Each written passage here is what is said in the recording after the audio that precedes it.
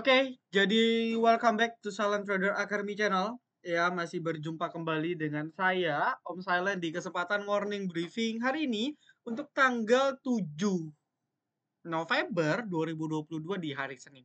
Ya, sedikit informasi bagi teman-teman yang mungkin baru tahu dan baru kenal YouTube channel Silent Trader Academy. Saya membuat morning briefing seminggu sekali dulu sih setiap hari ya. Mungkin kalau udah rame lagi viewersnya setiap hari. Jadi seminggu sekali di-upload itu di hari Jumat atau Sabtu. Gitu ya. Jumat Sabtu untuk pembahasan hari Senin. Jadi saya recordnya di tanggal 5 nih malam hari untuk pembahasan hari Senin tanggal 7 dan seminggu ke depan. Nah, saya juga ada live Instagram, teman-teman juga bisa follow sosial media kami, linknya ada di description. Follow kita minimal seminggu sekali ada live Instagram, tanya jawab bebas secara langsung. Dan kadang di hari Kamis atau hari Senin kita ada diundang atau ada ngundang narasumber-narasumber, kita ngobrol dengan topik-topik yang beragam. Gitu ya. Jadi bisa di-follow biar mendapatkan informasi yang up to date. Oke. Lalu thank you juga partisipasinya ya, karena morning briefing request-annya dibahas atau ditaruh di kita punya story ya. Total ada 25 respon yang saya udah buka di handphone, jadi teman-teman nggak bisa lihat dan kita nanti bahas satu persatu. Oke ya. Lalu berikutnya ialah kita langsung ke market dulu kali ya. Kita langsung ke market dulu, di mana market masih seminggu ini masih dalam fase yang sideways. Saya udah bilang dari minggu lalu. Kalau teman-teman selalu ikutin, saya bilang market akan berada dalam fase konsolidasi 7.000-7.100. Dan yes, muter-muter di situ-situ aja. Cuman memang dalam beberapa hari terakhir, Jumat, Kamis, dan ya dalam minggu ini tepatnya, tekanan jualnya gede. Ya, jadi dari hari Senin, dari hari Selasa tuh tekanan jualnya besar. Gitu ya, bahkan 3 hari terakhir ini candle-nya ekor bawah. Tandanya awal-awal itu tekanan jual masih tinggi. Meskipun at the end market coba survive. Kenapa bisa survive? Karena ada moving average 200 yang saya udah sering bilang ini adalah indikator yang paling oke, simple tapi oke banget yang bisa kita pakai. Karena dia kalau moodnya di atas moving average 200 yang diwakili garis abu ini, maka moodnya masih akan ke atas. Dan ya per closing Jumat sih oke. Masih nggak mau tembus. Cuma nyentuh abis itu balik. Nah kalau ini terjadi, ada kemungkinan minggu ini bisa masih konsolidasi. Ya,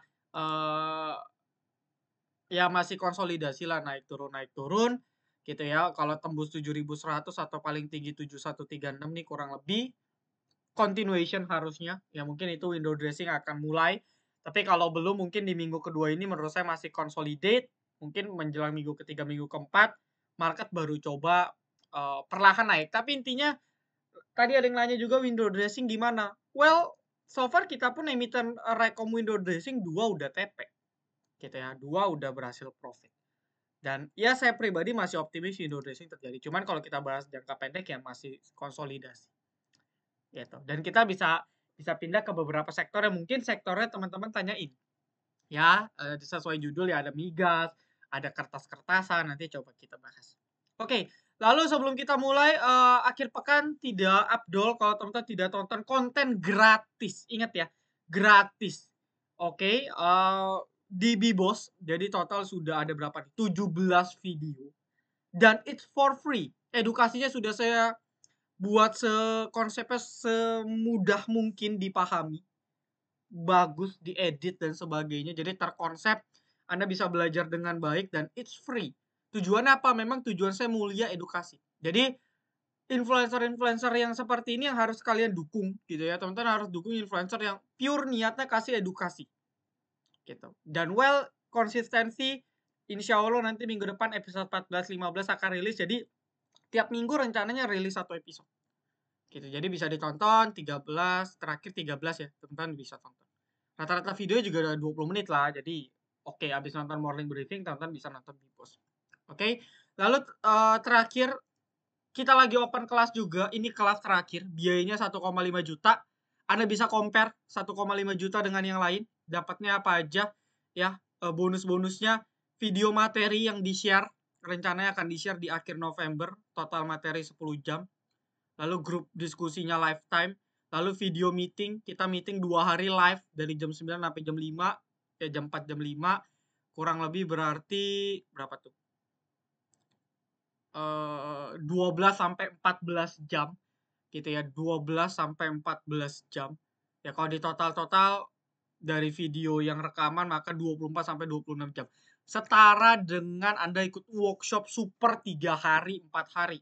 Harga 1,5, diajarinnya lengkap, Anda bisa baca di sini.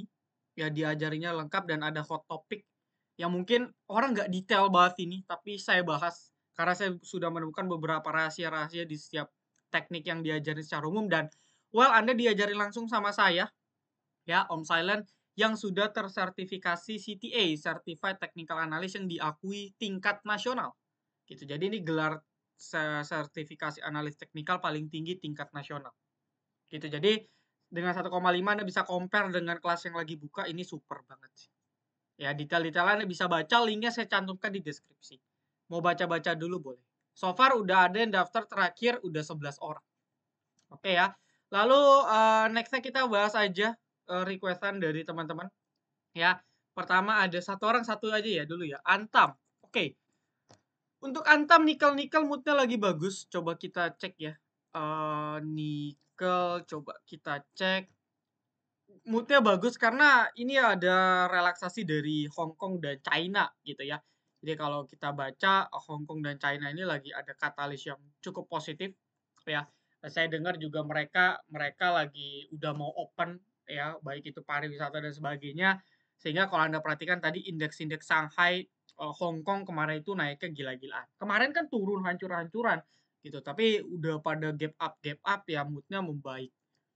Ya, well, ini nikelnya belum dicek, tapi terakhir saya cek nikelnya harusnya bagus. Ya. Nikel bagus akan nge-trigger emiten-emiten kayak Antam, meskipun kayak Inco ternyata LK-nya kurang bagus ya.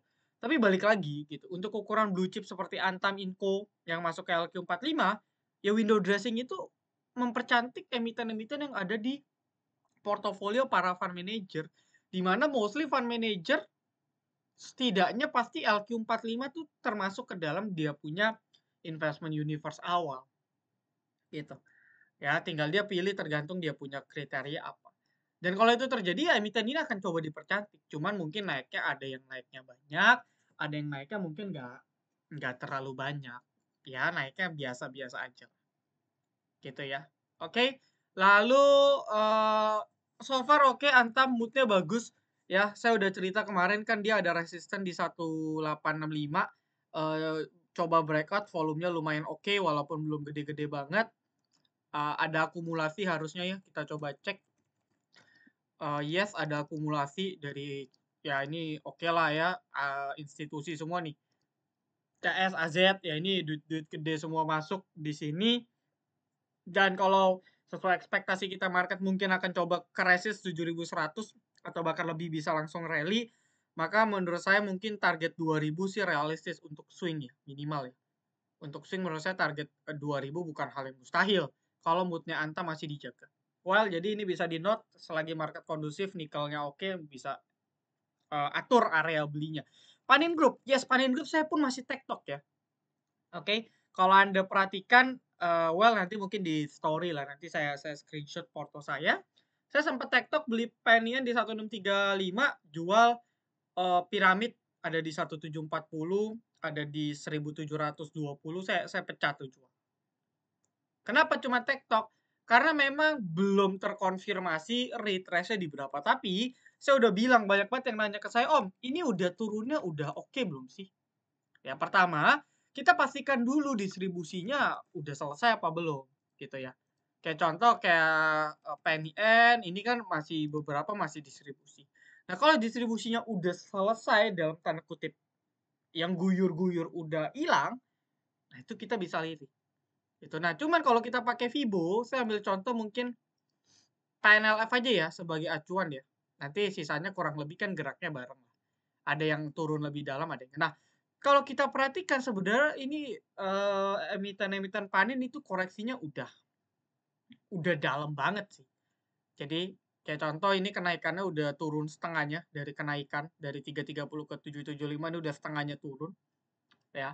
Dimana kalau kita mau spekulasi buy on retrace sebenarnya di sini udah bisa. Ini udah rebound sempat, tapi reboundnya pendek, 600 kempes. Nah, targetnya mentok ke 500. Mungkin ya kalau besok ARB sekali lagi ya, boleh banget coba dipantau. Ya, tinggal beli batas 500.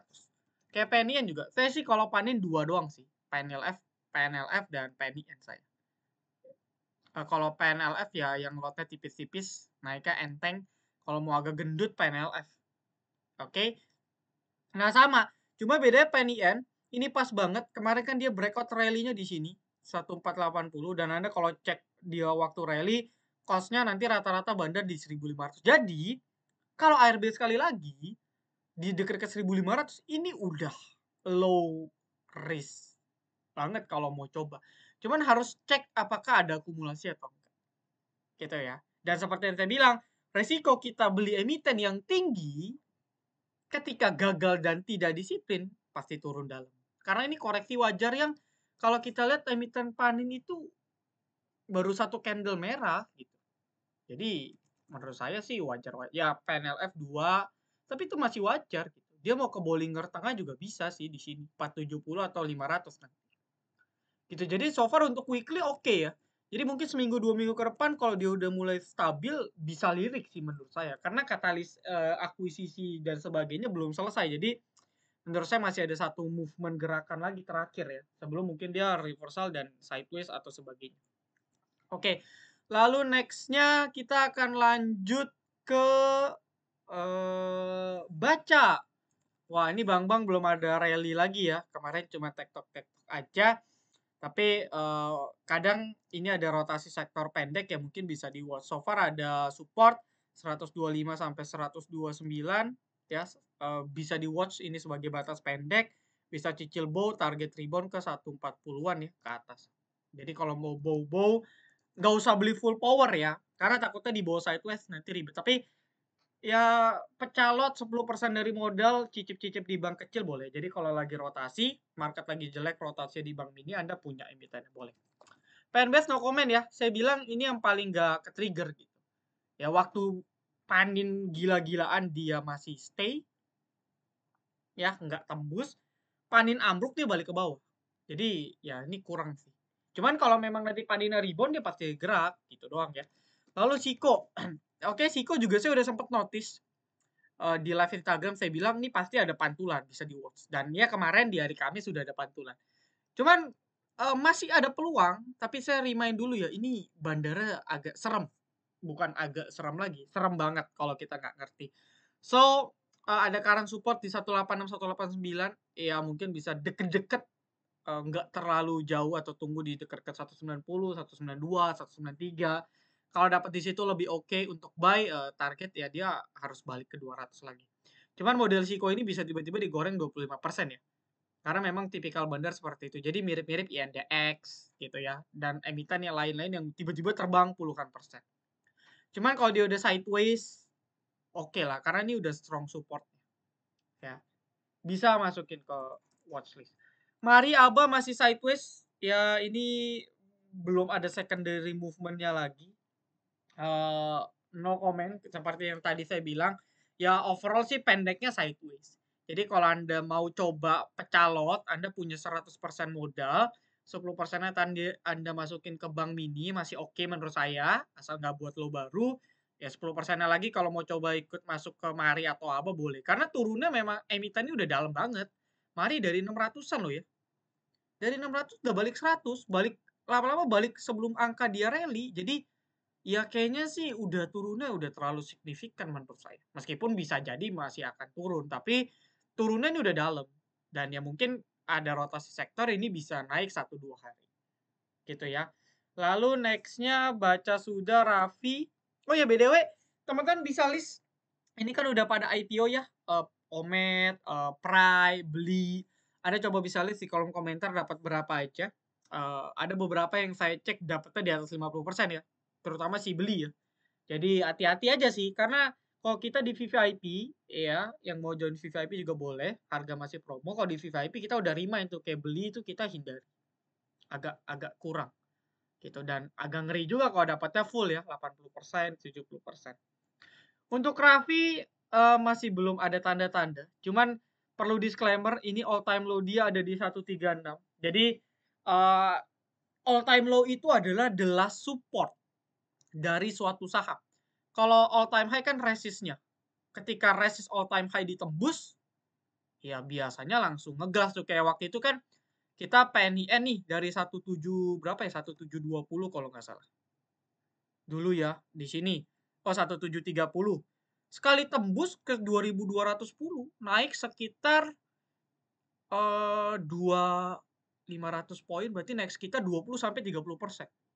Meskipun at the end dia balik lagi ya. Tapi dia naik dulu. Nah, sama kalau all time low, kalau jebol itu bisa turunnya bisa dalam gitu. Itu bisa dalam banget. Jadi ya ada peluang, cuman biasanya sebelum dia di all time low jebol, ada peluang dia bisa rebound. Nah, mungkin Anda bisa watch nih. Ya dekat-dekat 140. Kalau mau coba ya gitu. Karena kalau dia memang nggak mau buat all time low pasti rebound, dan mungkin reboundnya bisa kencang karena turunnya kan udah lumayan. Ya ini akan emiten-emiten yang akan jadi alternatif ketika marketnya lesu. Ya atau misalnya kayak migas nih kan lagi rally, tapi kan nanti ada waktunya dia sideways. Gitu ya. Nah, sideways, komoditi sideways, konstruksi banking sideways. Nah, mungkin emiten-emiten ini yang coba digoreng. Gitu, tapi intinya trennya masih down dan on support. Oke, Harum juga sama on support. Ini boleh lah ya Harum ada bullish divergent juga kalau kita jeli di sini. Ya, moodnya kalau bagus menurut saya akan oke lah. Ya menurut saya moodnya akan bagus, bullish divergent ya. Dia udah di support di 1500-an kuat. Mungkin targetnya di satu tujuan ya, for swing. Jadi Inco, Antam dan lain-lain sih oke. Medco juga oke ya. Ini menu kita udah hampir 20% profit, kita beli di 1000 masih kawal sampai sekarang. Cuman kalau baru mau kejar memang agak tinggi ya. Jadi harus sedikit berhati-hati sih. Ya harus sedikit berhati. Cuman bisa cari alternatif mungkin ke Elsa ya, energi mungkin ya yang kecil-kecil. Tapi moodnya masih bagus. Kalau Anda cek di komoditi ya. Coba lihat. Oh, nikel moodnya bagus ya, 4%. Di komoditi nih, crude oil juga nih udah rally seharian, rally dalam seminggu ini ya. Ini crude oil juga mau breakout di 92, kalau CPO kan breakout mau di 44. Jadi komoditi moodnya lagi bagus, oil juga lagi bagus. Wah, ini kencang, makanya emiten-emiten migas nih lagi kencang-kencang banget gitu. Ya bisa di-watch lah untuk jangka pendek. Yang penting atur posisi. Imas masih bisa lanjut nggak? Menurut saya masih bisa sih. Cuman ya eh, hati-hati aja kalau koreksi besar, dia kan moodnya masih di atas EMA 5. Ya, jadi kalau selagi moodnya masih di atas EMA 5 bisa keep ya. Anda bisa keep moodnya kalau masih di atas EMA 5. Kalau sekali jebol EMA 5, jangka pendek lepas dulu.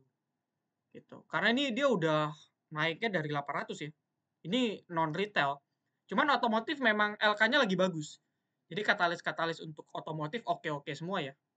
Gitu. Cuman otomotif masih belum banyak dilirik sih. Ya, jadi bisa mungkin jadi watch lah. Mungkin tahun depan sih otomotif ya. Pertumbuhan otomotif di Indonesia harusnya masih masih oke. Karena kita kan negaranya dengan penduduk yang besar, jadi tingkat orang punya eh, tingkat orang punya kendaraan pun kalau dirasiokan dari jumlah seluruh warga Indonesia itu masih kecil loh. Mungkin kita lihat di ibu kota padat ya. Tapi kalau kita jumlahkan ke seluruh Indonesia mau warganya, itu pemilik kendaraan rate-nya masih kecil banget. Saya dulu pernah baca riset, saya cuma lupa. Jadi masih oke lah, masih oke. RMKE batubara yang mungkin agak saya hindari, tapi kalau dia breakout 1080 oke ya. Tapi harus breakout, ya kalau nggak breakout ya enggak. Gitu. Cuma overall masih sideways dan bandarnya agak kadang suka unpredict. Ya mungkin saya bisa kasih guidance atau advice 970 batas, jebol dia patah tren nggak jadi buat cup, lepas. Ya dan emiten-emiten batubara banyak yang udah agak lost doll ya. Kayak MNT saya udah pernah info out of the box, cuman saya udah info jebol EMA 200 buy. Bye-bye maksudnya. Saya ini udah notice. Lalu banyak kayak KKGI, saya pun juga sempat coba entry sendiri. Ah, coba deh. LK-nya ternyata Kioki-nya turun katanya. Masih cuan year on year tapi Kioki turun. ARB. Jadi banyak emiten batubara yang udah mulai agak struggle. Cuman yang masih ada katalis dividen gede, LK-nya mungkin bagus ya masih ada. Cuman space kenaikannya udah mulai melambat. Gitu ya. Lalu next-nya AHAP.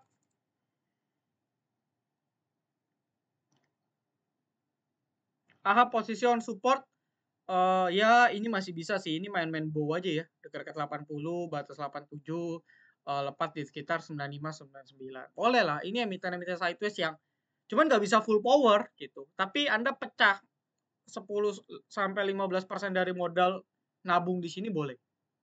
Ya, nanti tinggal rotasi sektor dia gerak. SMDR ini juga profit kita di minggu ini swing LK keluar, cuman mungkin kalau belum bisa breakout valid closingan di sini 2540 kayaknya berat pasti ya. Dan SMDR ini mau stock split, kemarin nggak jadi stock split, mereka mau stock split. Mungkin after stock split bisa di watch. Karena firasat saya mungkin ya para kepentingan di SMDR ini kan perusahaannya juga masih oke gitu, pendapatannya juga masih oke. Mungkin after stock split mereka baru mau coba mungkin ya ngegoreng lagi. Tapi mungkin after stock split. Sebelum stock split terjadi, menurut saya mungkin belum terlalu fluktuatif. Atau enggak paling mungkin come date dia menjelang stock split, seminggu 2 minggu menjelang stock mungkin agak fluktuatif. Tapi mungkin next-nya itu yang bisa kita perhatikan setelah dia stock. Ini lagi minta persetujuan. Ya. GZCO, CPO oke. Target balik ke 130. CPO masih good, masih di resisten sih. Nggak tahu breakout atau enggak. Tapi melihat commodity mood-nya bagus ya harusnya CPO juga. Ini sektor yang paling turun. Minyak udah jalan. Dulu kan minyak juga kan jalan. Gas, migas jalan. Bahkan migas ini yang top tier 1 yang bisa kita masuk watchlist 2 minggu terakhir.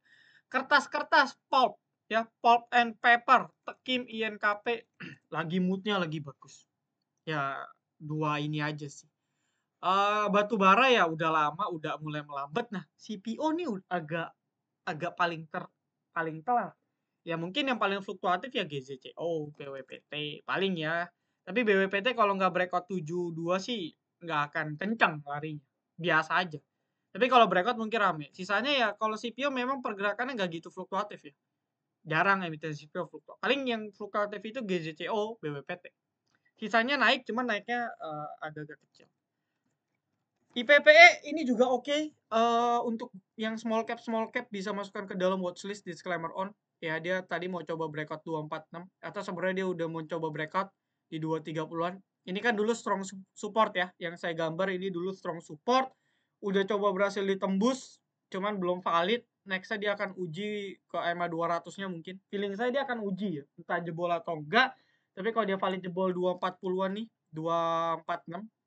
Kalau dia valid jebol, ini Bollinger udah kebuka, volume udah rame, jadi harusnya sih ya menurut saya ini short term yang sih bisa menarik ya, bisa di watch lah. Asal dia nggak balik ke 230 nih, menurut saya bisa di watch sih. Ya, untuk si PP ini bisa di watch.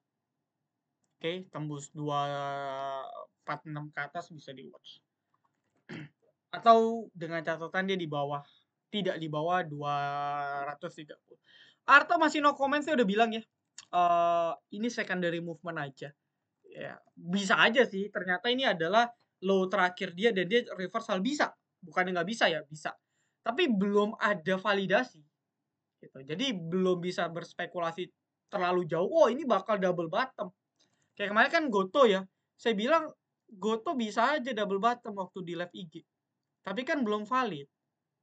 Gitu. Jadi sama nih, ini Arto dan kawan-kawan. Pertama trennya masih turun, major trend masih turun. Minor trend juga masih turun, belum ada kelihatan katalis, flow belum ada, ciri-ciri uptrend pun belum muncul sama sekali. Jadi pure masih secondary movement yang terjadi di emiten ini. Ya kalau rebound naik belasan persen wajar karena dia dari hampir 20 ribu gitu. Anda taruh 20 juta sisa 5 juta, jadi wajar kalau dia ada naik rebound pendek.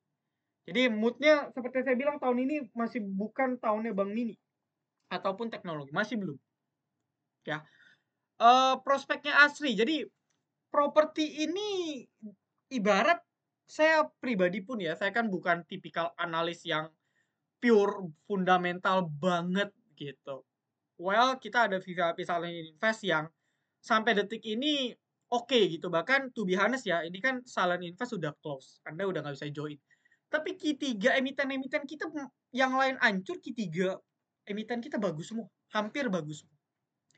Ada yang di bulan ini aja udah naik belasan %. Gitu ya. Jadi porto kita malah bagus banget di market November nih, yang invest. Nah, balik lagi, yang saya baca ada 2 tipikal analis yang membahas tentang properti gitu ya. Yang pertama, mereka akan bilang after commodity boom ialah property boom. Siklusnya dulu gitu. Dulu properti tahun berapa ya? 2013, 2014. Tapi di sisi lain, tipikal-tipikal analis resesi yang bilang bahwa 2023 akan gelap. Well, kalau memang saya setuju kalau memang resesi dan beneran terjadi di Indonesia, properti pasti akan kena imbas karena harga properti memang kenaikannya ini udah tinggi banget. Bahkan sepengetahuan saya kan ada beli properti fisik juga. Dari 2020 sampai 2022, harga properti ini sebenarnya agak flat, mulai melambat. Contoh, saya jujur-jujuran, saya ada beli rumah ya untuk investasi. Setelah 2 tahun harganya tuh flat gitu. Dari 2020 hingga 2022 misalnya nih saya beli 1,2 M. Naiknya ketika saya tanya pura-pura nanya ini harga unitnya berapa ya? 1,3. Jadi kenaikan dalam 2 tahun itu flat, apalagi apartemen. Saya beli let's say apartemen ada di Jakarta misalnya. Harga ya contoh lah 700 misalnya. Saya tanya 2 tahun kemudian di 2022 harganya masih 700. Ya naik-naik dikit 7,5. Jadi udah naik tinggi beberapa tahun terakhir terus flat.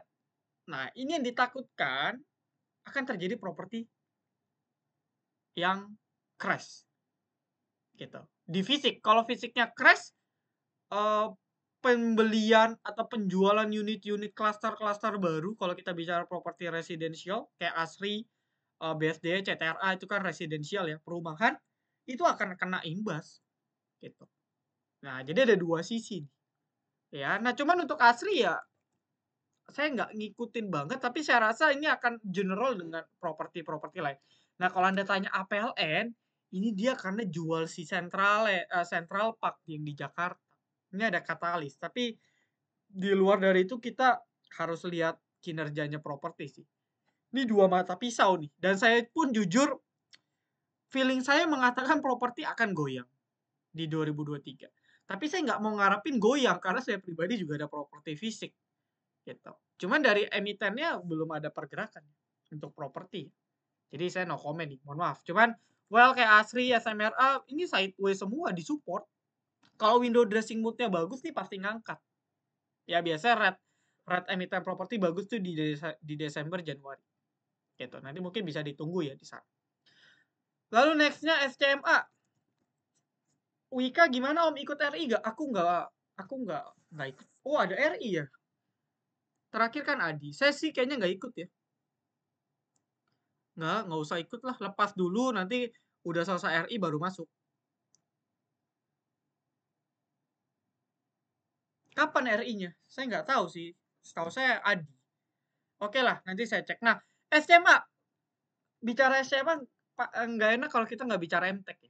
MTech juga belum breakout banget. Tapi kemarin udah mulai rame. Efek World Cup, orang mungkin realize, wah ini World Cup sesuatu yang bagus. Minggu lalu juga volume SMA, bisa dibilang volume tertinggi ya. Volume tertinggi sejak beberapa tahun terakhir SMA. Ya volume tertinggi mungkin dalam beberapa tahun terakhir. Ada flow juga dalam seminggu 2 minggu ini. Cuman emang di MA 200 saya udah bilang nih, ini 2 mata pisau juga. Kalau tembus volume kencang, ini bakal jadi strong rally. Bisa jadi reversal loh. Karena dia kan awalnya downtrend. Ya. Dia udah buat higher low. Dia udah buat low yang lebih tinggi. Nah, dia tinggal buat low yang high yang lebih tinggi, higher high. Which is dia harus tembus 270. Nah, lebih cakep lagi tembus 300. Wah, ini uptrend. Ya, ini ciri-ciri reversal up dan double bottom reversal. Gitu. Trennya turun ya. Dan kalau kita lihat nih juga udah koreksi udah dalam banget. Nah, cuman apakah kuat atau enggak? Kalau kepentok pasti turun di bawah 230. Jadi hati-hati ya. Anda beli SCMA ini udah 1, 2, 3, 4, 5, 6, 7. Udah 7 hari kepentok. Nggak kuat deh tembus. Kalau gagal pasti ke 230, 220 minimal. Nah, mungkin Anda bisa tunggu di sana. Tapi kalau jebol beneran 250 muntah ditembus dengan volume dengan flow, mungkin menarik. Gitu ya. Lalu GZCO tadi sudah. Oke, guys, mungkin kurang lebih itu ya. Jadi watchlist-nya banyak banget emiten yang saya bahas di sektor general. Ya, semoga bisa membantu guidance teman-teman. Detail lainnya teman-teman bisa update di grup free Telegram kami, di Instagram kami. Ya, Anda akan dapat watchlist gratis. Ikuti live Instagram kami dan beberapa program-program VVIP lainnya. So, itu aja. Thank you. Happy weekend. Yang mau join STHC ditunggu. STHC terakhir. Wajib banget join. Yang mau join VVIP hanya 150.000 sebulan juga boleh. Gitu ya. Thank you. Salam Cedera Academy. Be silent, be patient, be cuan.